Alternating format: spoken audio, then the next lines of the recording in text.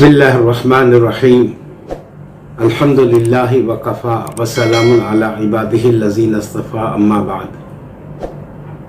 صحابہ کی ایک معتدبہ جماعت کا اس بات پر اتفاق ہے کہ وقت پر نماز پڑھنے کی فضیلت، سب سے افضل عمل دین کا وقت پر نماز پڑھنا ہے۔ نماز پڑھنا تو افضل عمل ہے، لیکن اس کے وقت پر پڑھنا۔ ان الصلاۃ کانت علی المؤمنین کتابا موقوتا۔ رمضان کے مہینے کا وقت مقرر ہے، زمانہ مقرر ہے، حج کے ایام اور جگہ مقرر ہے، زکوٰۃ کے لیے سال کے گزرنے کا وقت دیا ہے۔ وقت پر عمل کرنا، ہر ایمان والے میں اتنی بصیرت، اتنی سوجھ بوجھ ہو کہ وہ حال کے امر کو پہچانے، وقت کے تقاضے کو پہچانے۔ اس وقت ہمارے ساتھیوں کو، ہمارے دوستوں کو، بھائیوں کو وقت کا کیا تقاضا سمجھ میں آ رہا ہے، ذرا سا ہم فکر کریں اور سوچیں اور اپنے دل سے جواب مانگیں کہ آج کا سب سے بڑا نیک عمل کیا ہے۔ جس دور سے ہم گزر رہے ہیں، سب سے بڑی نیکی کس بات کی ہے؟ مخلوق کی ہمدردی اور خیرخواہی سے بڑی کوئی نیکی نہیں ہے۔ مخلوق کی ہمدردی اور خیرخواہی سے بڑھ کر کوئی نیکی نہیں ہے۔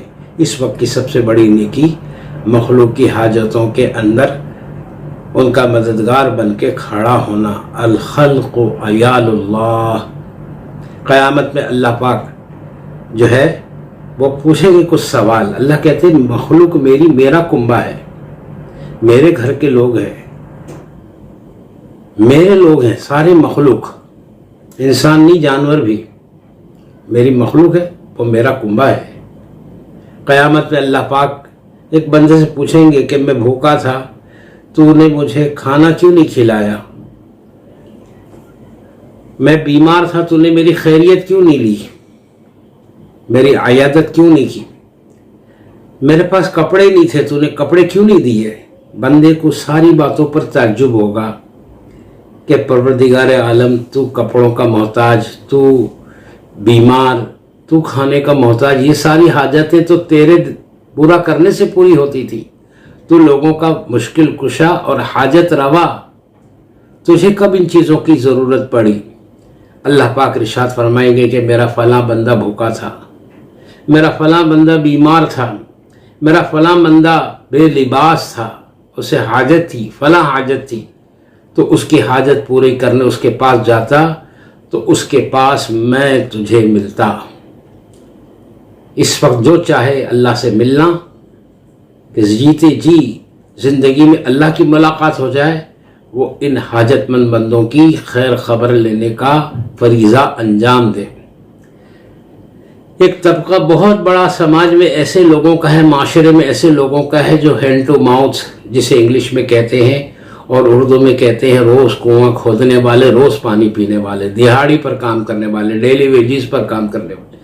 کچھ دن تو نکال لیے جیسے تیسے، لیکن اب بہت سے گھرانوں کی داستانیں ایسی ہیں کہ بچوں کے دودھ پلانے کو پیسہ نہیں ہے، دواؤں کے علاج کے معالجے کے لیے چھوٹی سی رقم نہیں ہے، 1500 کی بھی، اور پریشانیوں میں ہے، اور کہیں جا بھی نہیں سکتے، گھروں سے نکلنے کی ہی اجازت نہیں ہے۔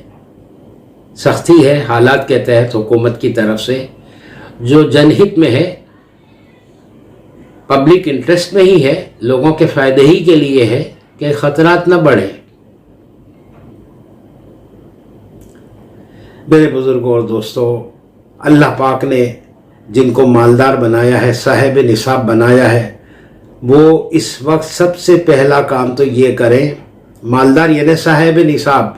صاحب نصاب کسے کہتے ہیں؟ علماء سے معلوم کریں، اپنے مال کا پورا اسیٹ کا حساب کریں کہ میرے پاس کتنا سرمایہ ہے، اور اس میں سے اپنی لائبلٹیز کو، اپنے قرضوں کو مائنس کریں۔ اب جو بچے گا یہ اس کا اصل سرمایہ ہوگا، اس سرمایہ کے میں سے وہ 2.5% رقم نکالے حساب کر کے۔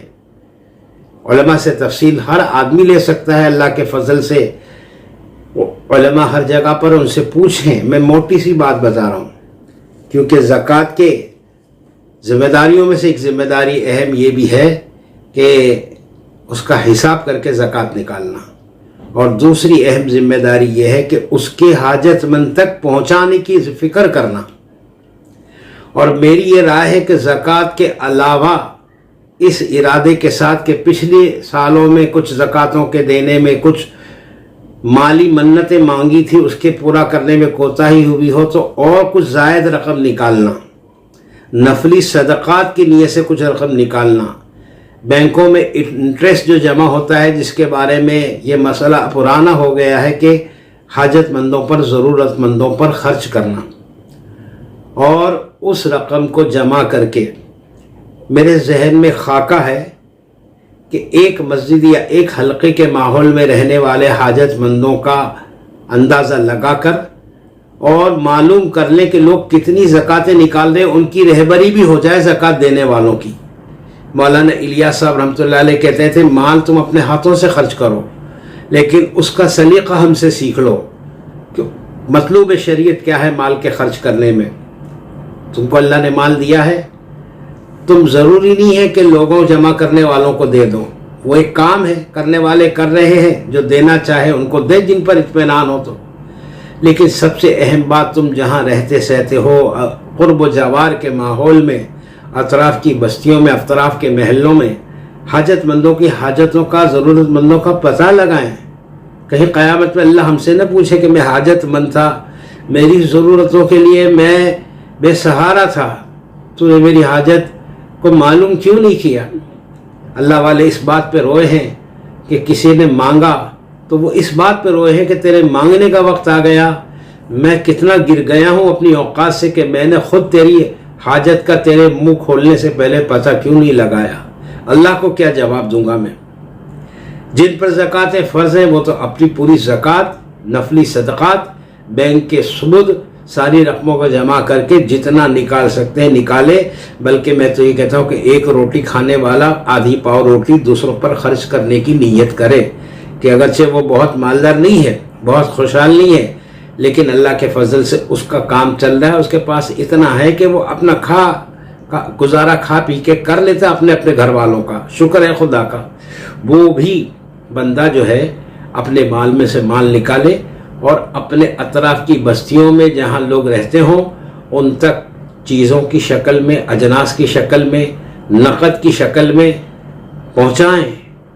اگر خود نہ جا سکے تو ایسے لوگوں کا سہارا لیں جو بھاگ دوڑ کے میدان میں سرگرم ہیں، ان کے ذریعے سے پہنچائیں۔ نقد کی بات میں نے اس لیے کہی کہ بہت سی حاجتیں اناج دینے سے پوری نہیں ہوتی ہے، اس کے ویڈیو آ رہے ہیں۔ میں منع کرتا ہوں کہ ایسے ویڈیو شائع نہ کریں، وائرل نہ کریں کہ جس میں ایک آدمی کے پاس کچھ زیادہ اناج جمع ہو گیا تو وہ کچھ اناج واپس دے کر صابن اور شیمپو مانگ رہا ہے۔ میرے دوستو، اس قسم کی ویڈیو سے دینے والوں کی ہمتیں پست ہوں گی۔ ہم کچھ کام کریں گے تو 100% کام صحیح نہیں ہوگا۔ ہماری نماز میں کوتاہی، ہمارے روزوں میں کوتاہی، اس طرح ہمارے دینے میں بھی کچھ کوتاہی ہم سے سرزد ہو جائے گی کہ ہم ہو سکتا ہے کہ کسی ضرورت مند کو ایک بار بھی نہ دے، کسی کو ڈبل مل جائے، 3 گنا مل جائے، کوئی مسئلہ نہیں ہے، اس کو نہ چلائیں بازار میں، بلکہ حاجت مندوں کی حاجتوں کو تلاش کر کے اور لوگوں تک اپنے اموال کو پہنچائے۔ اور اس وقت کی سب سے بڑی ضرورت سمجھیں، اندازہ لگائیں۔ میں نے آپ سے پہلے عرض کیا ہے کہ تفقد امت کا کریں کہ کس حال میں ہے۔ یہ میری بات ہے، یہ میرا اس وقت کا پیغام ہے کہ اس پر توجہ دیں۔ اس کا آرگنائزیشن کیسے ہو، اس پر بھی میں نے 2-4 کلمات کہہ دیے کہ یا تو شہر کے ذمہ داروں کے ذریعے سے ہم گشت کرنے والے، جماعتوں میں پھرنے والے ساتھی جو ہیں وہ ملاقاتوں کی ترتیب بناتے ہیں، گھروں کی تفصیل معلوم ہے کہ مسجد کے ایک طرف 50 گھر ہے، دوسری طرف 100 گھر ہے، تیسری طرف 200 گھر ہے، یہ اس کو دیا، یہ اس کو دیا، 2 گھر 100 گھر بانٹے ہیں۔ لگ بھگ آپ کو ضرورت مندوں کے گھر ملیں گے، اللہ ماشاءاللہ جو کوئی ایسا ملے گا، اور ڈھونڈ کے دیں، کیونکہ گھوم کر مانگنے والے تو ضرورت سے زیادہ جمع بھی کر لیتے، ان کو تلاش کریں جو خاموش اپنے گھروں میں اپنی عزتوں کو بچا کر بیٹھے ہیں۔ ان کے بس کا نہیں ہے کہ وہ کھانے کی تقسیم ہونے والی لائنوں میں جا کے کھڑے ہوں۔ ان کے آبرو، ان کی عصمتیں، ان کے جذبات، ان کی سوچ ان کی اجازت نہیں دیتی، وہ اپنی عزت کے بچانے میں وہ مانگ بھی نہیں پاتے کسی سے۔